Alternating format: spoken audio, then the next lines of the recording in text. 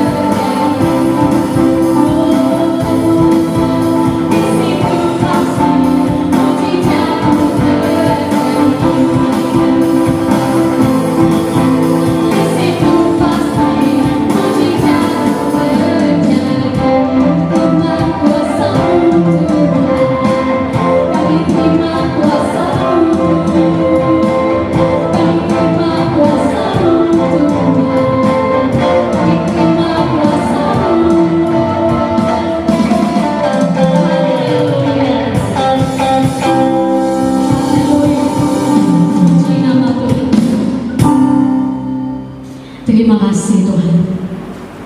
Saatnya kami mau mempersiapkan setiap hati kami Tuhan, menerima yang terbaik dari Tuhan di surga. Terima kasih Tuhan, Engkau setia, Engkau Allah yang mulia bagi kami Tuhan.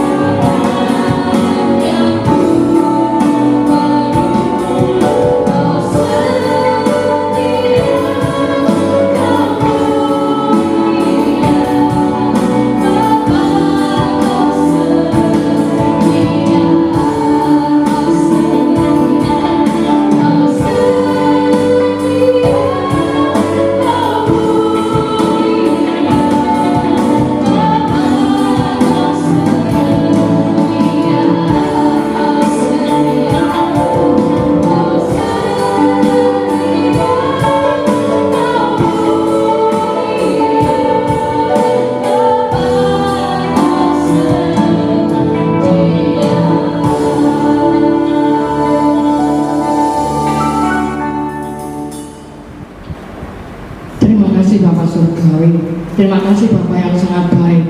Terima kasih Tuhan Yesus Kristus, terima kasih Tuhan Roh Kudus. Jika pada sore hari ini Tuhan, kami boleh ibadah melalui online Tuhan, kami percaya Tuhan menyertai kami Bapak, dengan Roh-Mu yang senantiasa tinggal dalam hidup kami, akan senantiasa menyertai kami Bapak. Tuhan, kalau sebentar kami akan buka, kami akan mendengarkan firman-Mu Tuhan. Biarlah pujian yang kami naikkan di hadapan Engkau Tuhan boleh menyenangkan hati Engkau Bapa, biar menjadi dupa-dupa yang harum di hadapan Engkau Bapa.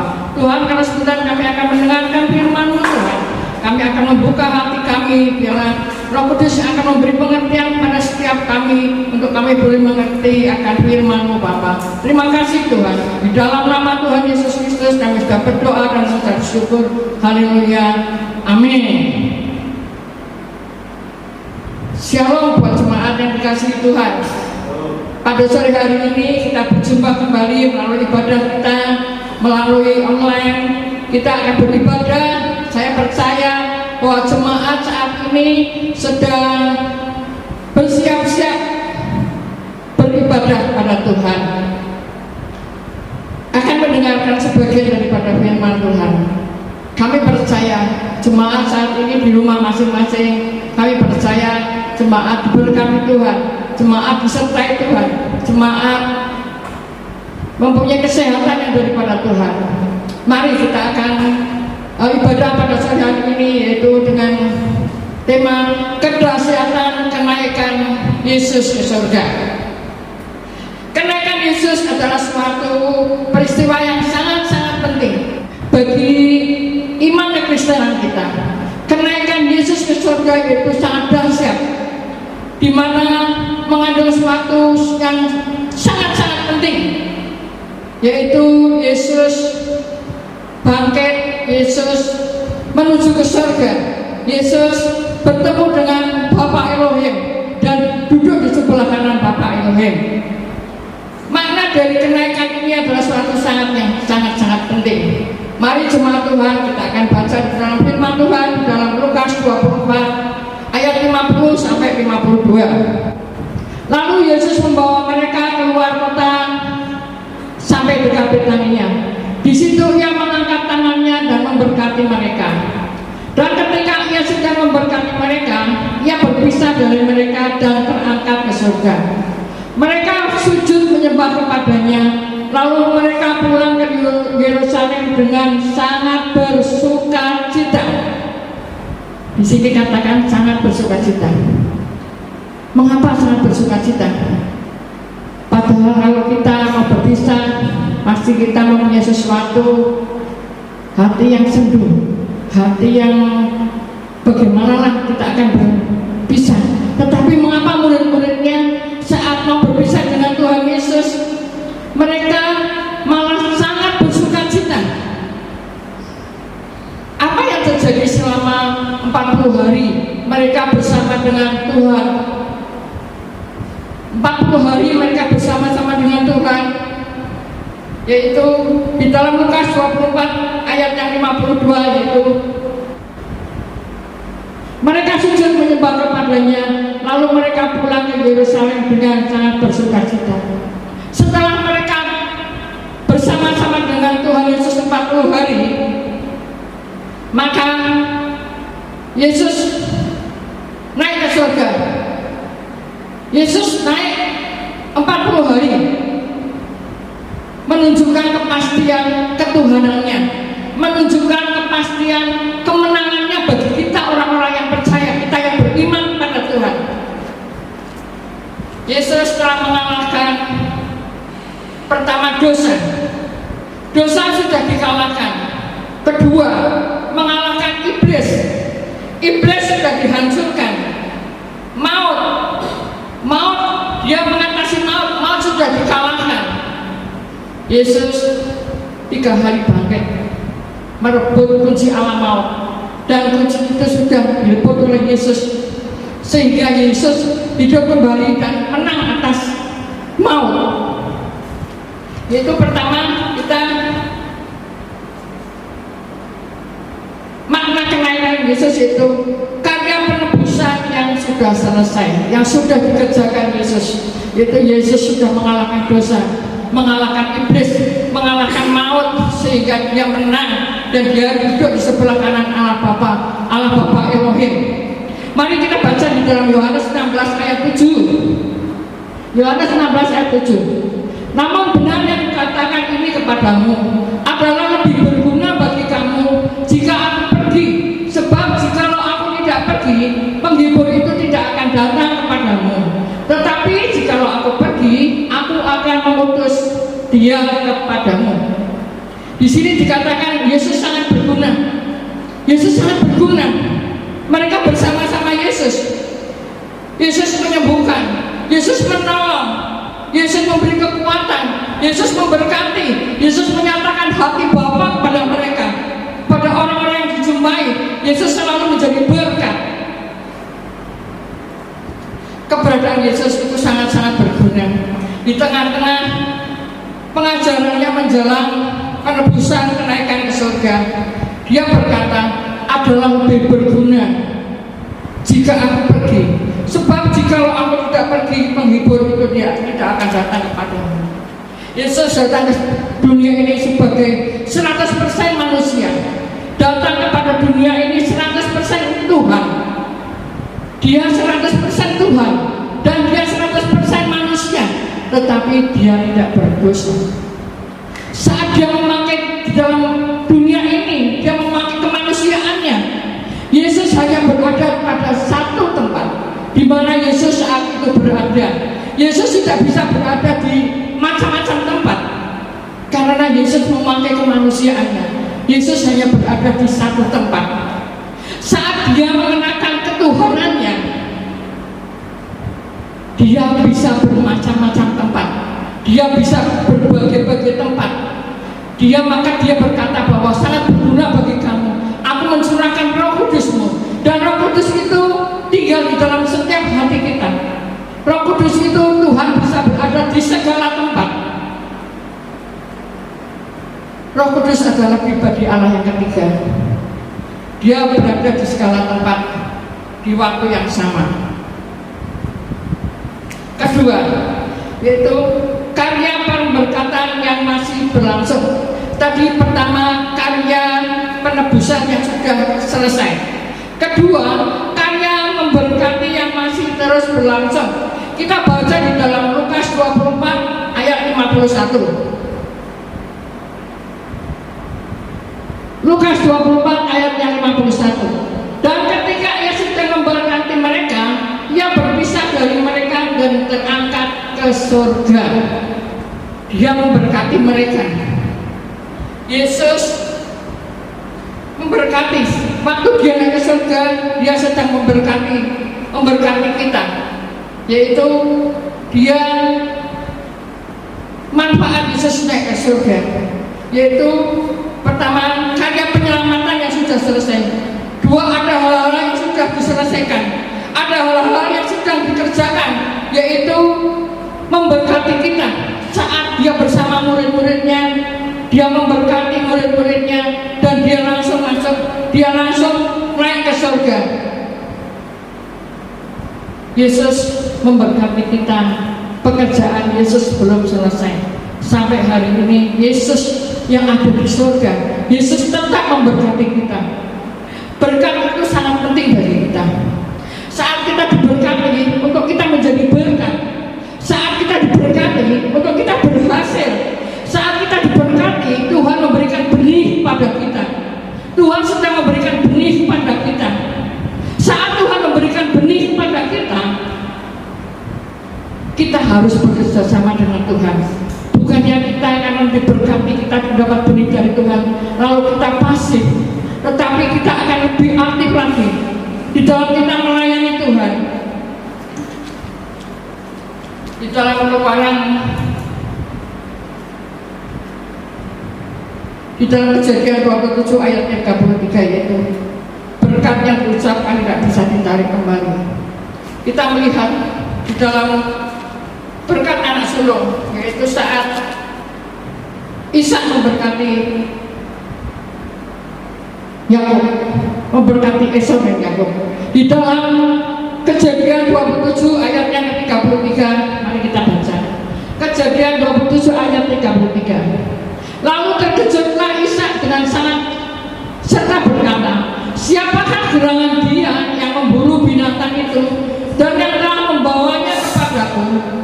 Aku telah memakan semuanya sebelum kau datang dan telah memberkati dia, dan dia akan tetap menjadi orang yang diberkati. Kita tahu di dalam Kejadian 27 ayat 33, Ishak yang sudah tua, matanya juga sudah kabur. Ishak berkata kepada Esau, anak sulungnya. Saat itu Esau tidak memperhatikan akan hak kesulungannya, menganggap remeh akan hak kesulungannya. Saat Ishak berkata kepada Esau, kamu berburu binatang dan masaklah, nanti kamu datang kepada ayah, dan aku akan memberkati hak kesulunganmu. Maka Esau pergi berburu binatang. Apa yang terjadi? Ribka, istri daripada Ishak, mendengar perkataan suaminya, yaitu Ishak dengan Esau. Ribka menginginkan bahwa hak kesulungan itu jatuh kepada Yakub. Maka Ribka berkata kepada Yakub, Yakub, ayahmu akan memberkati kakakmu dengan berkat anak sulung. Mari, aku menghendaki berkat anak sulung itu jatuh ke tangan kamu. Aku akan masak masakan kesenangan bapakmu. Nanti kamu sajikan kepada bapakmu untuk dimakan. Yakub berkata, ibu, aku kulitnya licin, sedangkan kakak kulitnya berbulu. Tetapi Ribka berkata dengan trik-triknya, dia membuatkan Yakub, yaitu memakaikan Yakub dengan pakaian yang berbulu. Lalu setelah dia masak, dia datang dengan Yakub, datang kepada Esau dan berkata kepada bapak, inilah makanannya bapak kehendaki. Lalu Ishak makan makanan yang disajikan oleh Yakub. Dia makan sampai selesai. Lalu Ishak memberkati Yakub. Diberkatilah Yakub dengan berkat anak sulung. Lalu berapa kemudian Esau datang dan berkata kepada bapaknya, bapak, ini makanan telah aku sajikan kepadamu. Betapa kagetnya Ishak. Loh, tadi ada sudah yang datang menyediakan makanan buat aku. Sudah aku makan sampai habis, sampai selesai, dan aku sudah memberkatinya. Siapakah itu ya? Itu adalah Yakub. Maka berkat yang sudah diberikan kepada anak sulung itu Yakub, yang sebenarnya berkat itu punya Esau, tetapi diberikan kepada Yakub, maka berkat itu tidak bisa diambil kembali, tetap menjadi berkat daripada Yakub. Berkat itu sangat penting bagi kita. Ada orang-orang yang sudah diberkati. Kata berkat artinya ketika Anda diberkati untuk Anda berhasil, ketika Anda diberkati untuk Anda menjadi berkat, ketika Anda diberkati, Tuhan menaruh benih pada kita. Biarlah kita telah mendapat berkat benih daripada Tuhan, kita akan senantiasa bekerja sama dengan Tuhan. Anda bukan di bawah naungan kutuk, Anda adalah di bawah naungan berkat. Jika kutuk menarik Anda ke bawah, mengalami kegagalan, mengalami penderitaan, mengalami kekalahan, maka kutuk harus dipatahkan. Tetapi berkat lebih kuat daripada kutuk, yang membawa kita naik, membawa kita berhasil, membawa kita mempertahankan, membawa terobosan-terobosan yang baru. Tuhan memberikan terobosan yang baru dan kita dapat mengambil terobosan yang baru. Dalam Kejadian 27 ayat 33, seperti tadi katakan, berkat yang diucapkan tidak bisa ditarik kembali. Setelah Ishak memberkati Yakub, Esau berkata, bapak, berkatilah aku, berkati aku bapak. Ishak berkata, berkat itu sudah saya berikan kepada Yakub, berkat itu sudah diterima oleh Yakub. Saya tidak bisa menarik berkat itu kembali. Kalau sudah berkat itu diberikan, berkat itu tidak dapat ditarik kembali. Yang ketiga, awan dan Kristus menjadi imam besar di surga. Kita baca di dalam Kisah Para Rasul 1 ayat yang ke-9. Kisah Para Rasul 1 ayat 9 sampai 11. Sesudah ia mengatakan demikian, terangkatlah ia disaksikan oleh mereka, dan awan menutupnya dari pandangan mereka. Ketika mereka sedang menatap ke langit, waktu ia naik itu, tiba-tiba berdirilah dua orang yang berpakaian putih dekat mereka dan berkata kepada mereka, "Hai orang-orang Galilea, mengapakah kamu berdiri melihat ke langit? Yesus ini yang terangkat ke surga meninggalkan kamu akan datang kembali dengan cara yang sama seperti kamu melihat dia naik ke surga." Yaitu awan adalah simbol daripada kehadiran Tuhan. Awan adalah simbol daripada kehadiran Tuhan. Kristus naik ke surga, kehadiran Allah Bapa. Kita mengetahui dalam sejarah Keluaran 14 ayat 19 sampai 20, Keluaran 14 19 sampai 24. Kemudian berjalanlah malaikat Allah yang tadinya berjalan di depan tentara Israel, lalu berjalan di belakang mereka, dan tiang awan itu bergerak dari depan mereka, lalu berdiri di belakang mereka. Ayat 20. Demikianlah tiang itu berdiri di antara tentara orang Mesir dan tentara orang Israel, dan oleh karena awan itu menimbulkan kegelapan, maka malam itu lewat sehingga yang satu tidak dapat mendekat yang lain semalam-malaman. Di dalam Keluaran kita mengetahui saat bangsa Israel dipimpin Musa untuk keluar daripada tanah Mesir, dia berjalan di padang gurun. Jika siang hari suasananya panas, Tuhan menaungi dengan tiang awan, sehingga suasana yang panas itu menjadi suasana yang redup, suasana yang nyaman. Di malam hari saat bangsa Israel kedinginan, Tuhan membuat tiang api, menaungi dengan tiang api, yaitu mereka tidak kedinginan, tetapi mereka menjadi hangat. Kita beritahu lagi di dalam 1 Raja-Raja 8 ayat 10 sampai 11, yaitu bait Salomo. Ketika imam-imam keluar dari tempat kudus, datanglah awan memenuhi rumah Tuhan, sehingga imam-imam tidak tahan berdiri untuk menyelenggarakan kebaktian oleh karena awan itu, sebab kemuliaan Tuhan memenuhi rumah Tuhan. Saat bait Salomo ditapiskan, saat imam-imam membawa tabut itu, awan menyelubungi tempat bait suci itu, menyelubungi sehingga imam-imam itu tidak dapat bergerak karena awan daripada Tuhan, yaitu kemuliaan daripada Tuhan memenuhi akan bait suci Salomo. Awan juga berarti kemuliaan Tuhan, hadirat Tuhan memenuhi tempat itu, sehingga para imam-imam itu tidak dapat bekerja, tidak tahan dengan kehadiran daripada Tuhan. Di dalam Roma 8:37, Roma pasal 8 33 sampai 34. Siapakah akan yang menghubungkan orang-orang pilihan Allah? Siapakah yang akan menghukum mereka? Yaitu saat Adam jatuh ke dalam dosa. Adam, Tuhan menciptakan manusia, Adam dan Hawa di Taman Eden.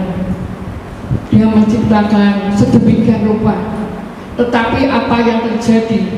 Adam dan Hawa jatuh ke dalam dosa, sehingga dia keluar daripada Taman Eden, sehingga dia keluar daripada hadirat Tuhan. Dia terpisah oleh hadirat Tuhan. Kemanusiaan Adam membawa manusia itu keluar daripada hadirat Tuhan. Orang-orang itu keluar daripada hadirat Tuhan dan terpisah oleh Tuhan. Tetapi Kristus datang membawa kemanusiaan masuk ke dalam hadirat Tuhan di surga. Kristus datang membawa hadirat Tuhan di surga. Hasilnya penerimaan Bapa di surga karena Yesus datang kepada Bapa. Karena Yesus mendekat ke hadirat Tuhan. Kita sebagai umat-umat yang percaya kepada Tuhan, kita menerima akses daripada Tuhan. Tuhan menerima dengan senang hati kehadiran Tuhan.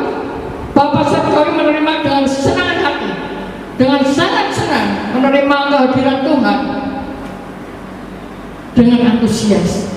Dan kita, orang-orang yang percaya di dalam Tuhan, kita juga diterima oleh Bapa. Bapa menerima kita. Bapa dengan senang hati menerima kita yang di dalam Yesus. Bapa menerima kita karena Yesus yang menyertai kita, karena kita di dalam Yesus, sehingga kita mendapat akses dalam kerajaan surga. Apakah pekerjaan Kristus di surga? Mari kita baca di dalam Ibrani 7 sampai 25. Karena itu ia sanggup juga menyelamatkan dengan sempurna semua orang yang oleh Dia datang kepada Allah. Sebab Ia hidup senantiasa untuk menjadi pengantara mereka, yaitu Yesus hidup untuk menjadi pengantara kita kepada Bapa. Kita yang dulunya terpisah daripada hadirat Tuhan, kita yang dulunya terpisah oleh Tuhan, karena Yesus yang sudah masuk dalam hadirat Tuhan. Kita yang percaya kepada Yesus, kita masuk dalam hitungan, kita masuk dalam hitungan Tuhan. Tuhan menjadi pengantara di surga. Di dalam Ibrani 9 ayat 15, karena itu adalah pengantara dari suatu perjanjian yang baru, supaya mereka yang telah terpanggil dapat menerima bagian kekal yang dijanjikan. Sebab Ia telah mati untuk menebus pelanggaran-pelanggaran yang telah dilakukan selama perjanjian yang pertama. Yaitu yang kedua, kita mendapat dari perjanjian baru, kita mendapat keselamatan daripada Tuhan. Kita sudah diselamatkan oleh Kristus yang telah mati bagi kita, yang telah bangkit, dan Dia telah naik ke surga, ke tempat Bapa Elohim, duduk di sebelah kanan Bapa Elohim, untuk menjadi pengantara kita, untuk menjadi pengantara dari perjanjian baru. Di dalam Ibrani 9 ayat 24, sebab Kristus bukan masuk ke dalam tempat kudus buatan tangan manusia yang hanya merupakan gambaran saja dari yang sebenarnya, tetapi ke dalam surga sendiri untuk menghadap hadirat Allah untuk kepentingan kita, yaitu Dia menjadi imam besar kita di surga. Kristus masuk ke tempatnya kudus untuk menghadap Bapa yang di surga, untuk kepentingan kita.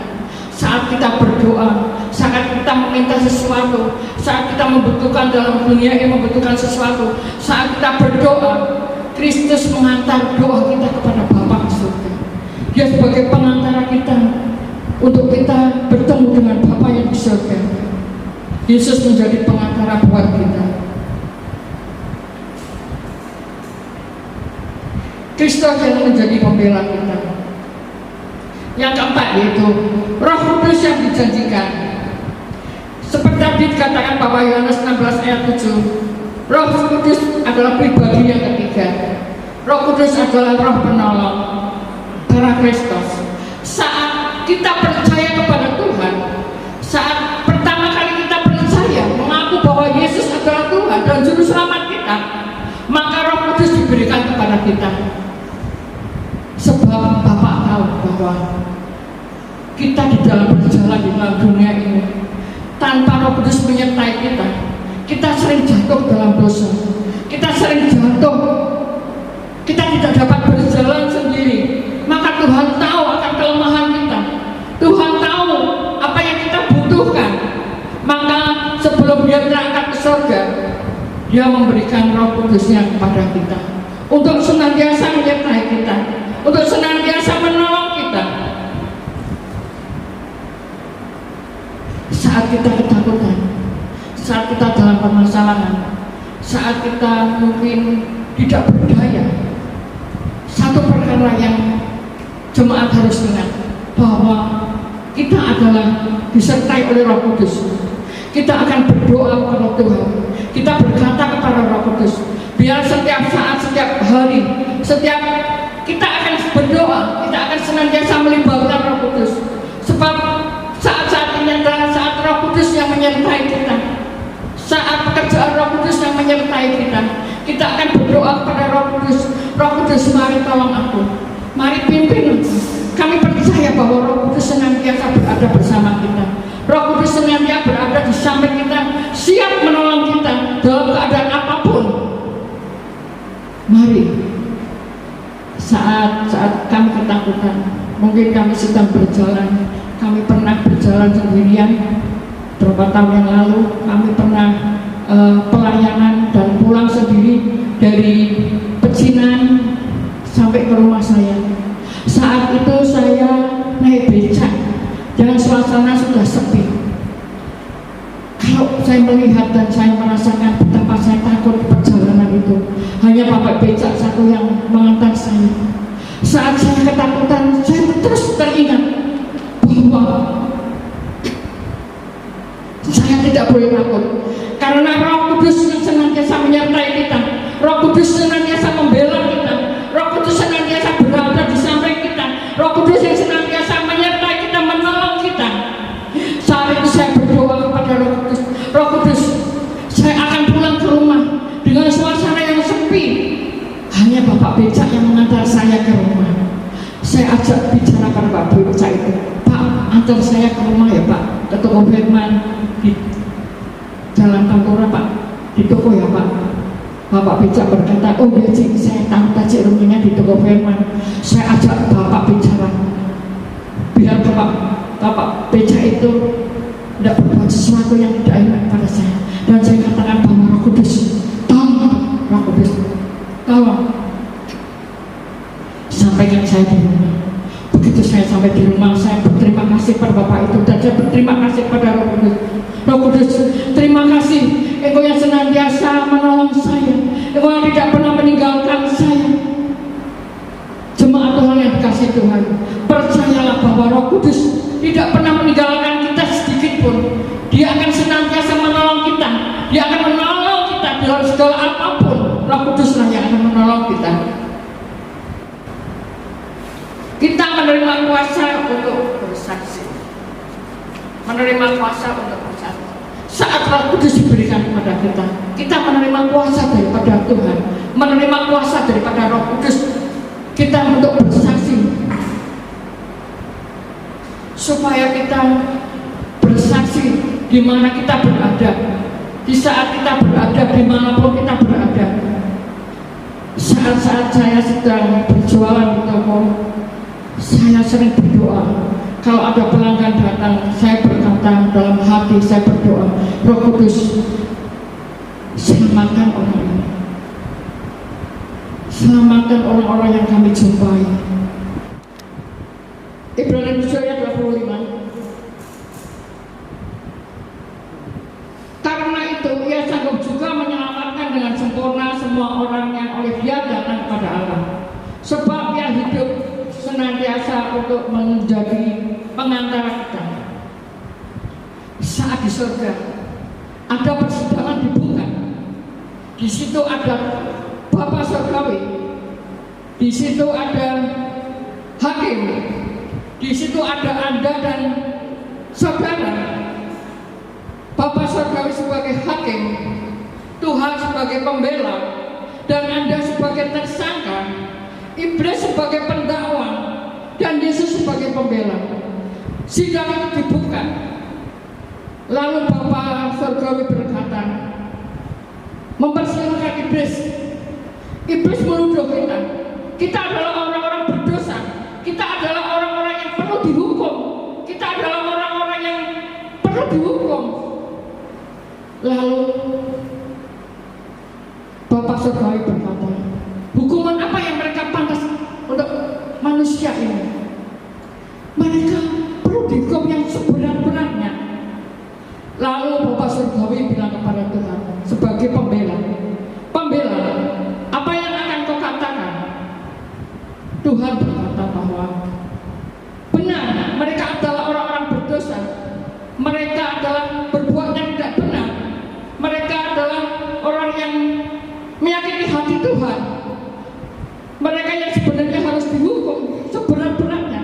Tetapi Bapa Surgawi Yesus Kristus berkata bahwa semua sudah aku tanggung, dosa mereka sudah aku tanggung di kayu salib, perbuatan mereka aku tanggung di kayu salib. Sekarang dosa itu sudah aku tanggung dan sudah aku selesaikan di kayu salib. Lalu apa yang terjadi? Bapa Surgawi berkata bahwa iya, memang Tuhan telah menyelesaikan, Tuhan telah membawa darahnya masuk ke hadirat Bapa di surga, dan Bapa di surga dengan antusias menyambut Yesus yang membawa darahnya masuk ke kemah suci. Dan Bapa di surga mengerti bahwa kita yang di dalam Tuhan adalah kita adalah menjadi anak-anak tebusan daripada Tuhan. Maka sidang itu ditutup dan Bapa Surgawi berkata bahwa manusia ini telah menang oleh karena perbuatan Kristus.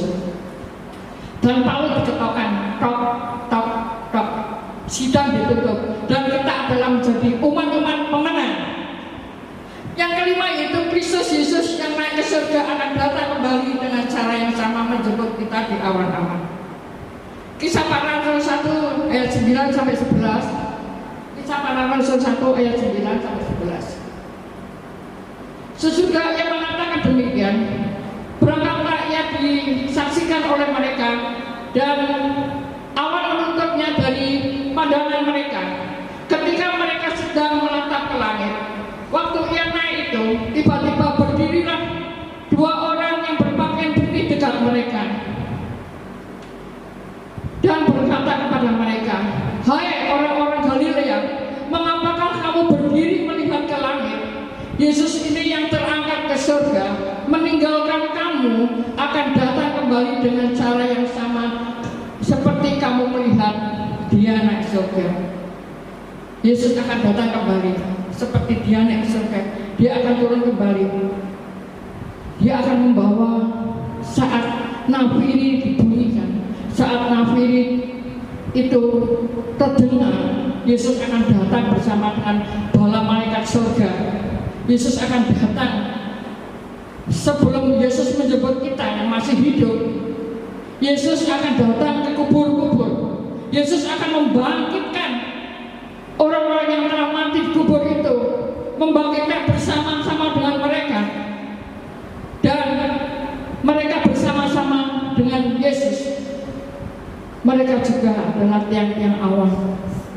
Mereka bersama-sama dengan pasukan bala tentara surga, dengan Yesus datang ke dunia dan menjemput kita di awan-awan. Mari, awan berarti juga orang-orang kudus yang meninggalkan di dalam Tuhan, yang akan mengiringi Tuhan menjemput kita. Yang terakhir yaitu 1 Ibrani 12 ayat 1. 1 Ibrani 12 ayat 1. Karena kita mempunyai banyak saksi, bagaikan awan yang mengelilingi kita, marilah kita menanggalkan semua beban dan dosa yang begitu merintangi kita, dan berlomba dengan tekun dalam perlombaan yang diwajibkan bagi kita. Marilah kita akan bertekun di dalam kita mengiring Tuhan. Amin. Mari kita berdoa. Bapa di surga, kami sungguh bersyukur untuk firman Tuhan yang kami baca dan renungkan sore ini. Kami sungguh diberkati oleh firman-Mu Tuhan. Kami sungguh dikuatkan oleh firman-Mu, sehingga kami semakin yakin dan percaya bahwa ketika Engkau naik ke surga dan Engkau menjanjikan penolong, Engkau menjanjikan penghibur, dan Engkau telah memberkati kami oleh karena Roh Kudus yang Engkau janjikan pada setiap kami, Tuhan. Terima kasih Bapa, terima kasih. Biar firman-Mu ini jatuh di tanah yang subur dalam hati kami, sehingga firman-Mu itu bisa bertumbuh dan berbuah lebat, sehingga kami menjadi berkat bagi orang lain. Terima kasih Tuhan, Engkau memberkati hamba-Mu, Ibu Gembala yang sudah menyampaikan firman-Mu. Tuhan akan menambahkan hikmat marifat dalam hidup hamba-Mu, juga urapan yang baru terus Engkau berikan kepada hamba-Mu ya Tuhan. Terima kasih Bapak, terima kasih untuk firman-Mu sore ini. Biar kami semua diberkati, buat saudara kami yang mendengarkan firman-Mu di rumah masing-masing, atau mereka dalam perjalanan, tapi mereka sedang beribadah melalui streaming online ya Tuhan. Kau memberkati saudara kami semua. Saat ini ya Tuhan, kami tidak henti-hentinya berdoa bagi bangsa kami, bangsa yang kami kasihi, juga bangsa yang Tuhan kasihi, bangsa kami Indonesia ini Tuhan. Kami minta berkat Tuhan, Engkau terus limpahkan bagi bangsa kami. Kami minta perhatian Tuhan yang khusus bagi bangsa ini Tuhan. Bangsa yang besar, bangsa yang mempunyai banyak suku bangsa, yang mempunyai banyak wilayah dari Sabang sampai Merauke Tuhan. Karenanya Tuhan, kami sungguh minta anugerah Tuhan bagi bangsa ini, secara khusus di masa-masa yang tidak mudah saat kami menghadapi pandemi corona ini Tuhan. Kami sungguh minta belas kasihan Tuhan bagi bangsa kami, bagi pemerintahan kami Tuhan. Kami minta Engkau memberikan hikmat, Engkau memberikan visi yang jelas pada pemimpin-pemimpin bangsa kami, secara khusus visi dalam menyikapi masalah pandemi corona ini Tuhan. Di 3 bulan terakhir ini kami berdoa Tuhan, biar Tuhan menolong supaya kebijakan pemerintah yang baru di bulan Juni dan seterusnya untuk new normal itu, kami berdoa itu bisa berjalan efektif dan tidak juga menambah orang-orang yang terinfeksi virus corona ya Tuhan. Supaya ketika pendidikan, ketika bisnis, ketika semua akan dilaksanakan kembali seperti sedia kala, kami berdoa minta perlindungan Tuhan supaya Engkau berikan imun yang khusus bagi rakyat Indonesia ini Tuhan, supaya ketika menjalani kebiasaan-kebiasaan yang ada, baik di pendidikan, di kesehatan, di bisnis, dimanapun Tuhan, kami semua terhindar dari virus corona Tuhan. Kami percayakan ini dalam pimpinan Tuhan, dan kami berdoa dan kami minta Tuhan memakai aparat pemerintahan kami, apakah itu kepolisian, TNI, juga Satpol PP. Kami berdoa ketika mereka menegakkan aturan new normal atau PSBB, biar Tuhan pakai mereka sungguh-sungguh, supaya mereka sungguh-sungguh menegakkan aturan yang ada dengan yang lebih manusiawi ya Tuhan. Kami percaya ketika pemerintah kami sungguh-sungguh melaksanakan ini, kami berdoa dan kami percaya kepada Tuhan, penyebaran virus corona itu akan stop di bangsa kami Tuhan. Terima kasih Bapak, terima kasih.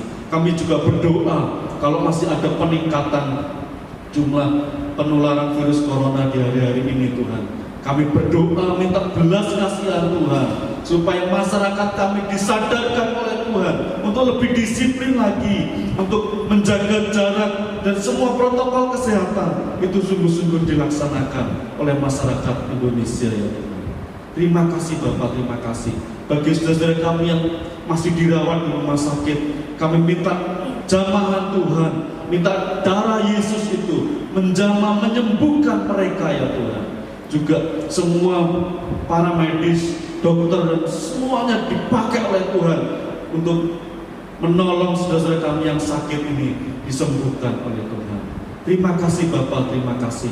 Kami menyerahkan bangsa ini ke dalam tangan-Mu, dan kami percayakan seutuhnya, sepenuhnya bangsa ini ke dalam pimpinan Tuhan.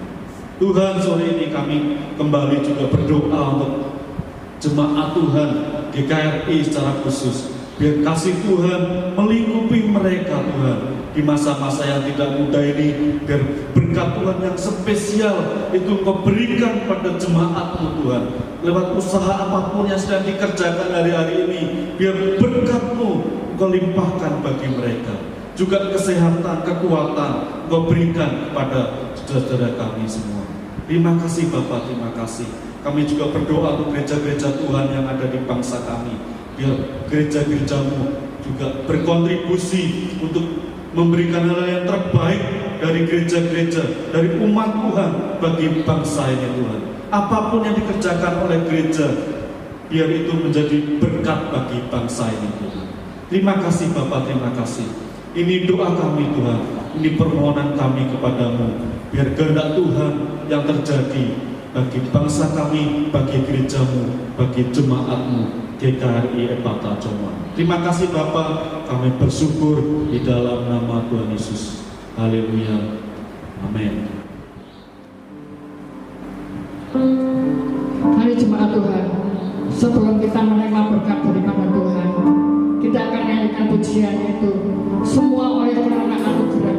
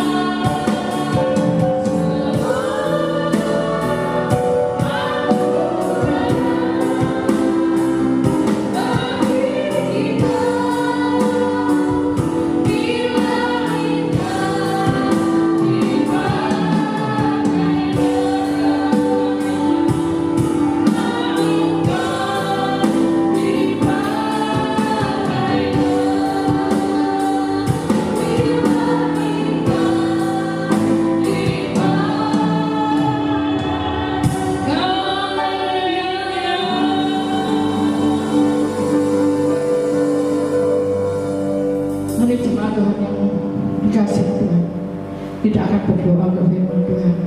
Biarlah firman Tuhan menjadi berkat buat kita semua. Kalau kita bisa dipakai Tuhan, kalau kita bisa melayani Tuhan, itu semua karena anugerahnya, bukan oleh kekuatan kita, tetapi oleh anugerah Tuhan yang memberikannya kepada kita.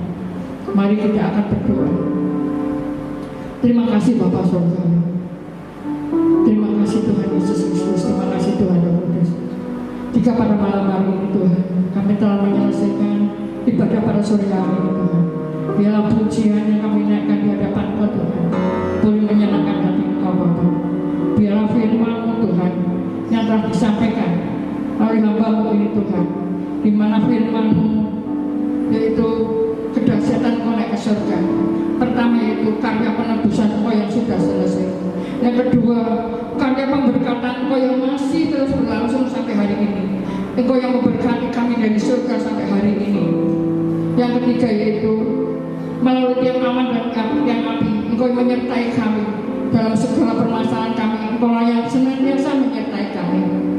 Dan yang keempat yaitu Roh Kudus yang dijanjikan turun atas kami. Dan yang kelima yaitu Yesus Kristus menjadi pengantara buat imam besar di surga buat kita semua. Biarlah firman Tuhan ini boleh kami renungkan. Biarlah firman Tuhan ini Tuhan boleh kami senantiasa merenungkan firman-Mu Tuhan. Dimanapun kami berada Tuhan, yang boleh merenungkan firman-Mu. Saat kami boleh merenungkan firman-Mu, di situ hati kami Tuhan bersekutu kepada Engkau. Di situ hati kami tenteram Tuhan. Di situ kami aman bersama Engkau Tuhan. Biarlah firman-Mu terus itu Tuhan kami renungkan Tuhan, agar Tuhan firman-Mu itu masuk di dalam setiap kehidupan kami Bapa. Tuhan terima kasih Bapa. Terima kasih Tuhan. Kami berdoa buat jemaat-Mu dimanapun mereka berada. Mungkin mereka saat ini tidak dapat datang ke rumah-Mu ini Tuhan. Mereka di rumah mereka masing-masing Tuhan. Kami percayakan seluruhnya kepada Engkau Bapa. Tuhan, Engkau menyertai setiap keluarga demi keluarga Tuhan. Engkau menolong mereka dalam permasalahan-permasalahan mereka Tuhan. Engkau yang menolong Tuhan. Engkau yang membukakan jalan Tuhan. Engkau yang memberkati mereka Tuhan dalam suasana-suasana yang semakin hari semakin sulit seperti ini Tuhan. Tapi kami percaya pemeliharaan Engkau yang sempurna menyertai setiap jemaat-Mu yang ada Tuhan. Kami percayakan seluruh jemaat-Mu dalam tangan Engkau Bapa. Kami membungkus seluruh jemaat-Mu dari yang terkecil sampai yang tertua dengan kuasa darah-Mu Tuhan. Biarlah proteksi darah daripada Engkau menyertai kami semua Tuhan. Bapa, jadikan kami berkat dimanapun kami berada Tuhan. Terima kasih Bapa, terima kasih. Mari jemaat Tuhan, kita akan mengangkat tangan kita. Kita akan mendapat berkat daripada Tuhan. Diberkati oleh Bapa yang di surga. Cinta kasih daripada Tuhan Yesus. Persekutuan dengan Roh Kudus. Dari sekarang sampai selamanya. Dia datang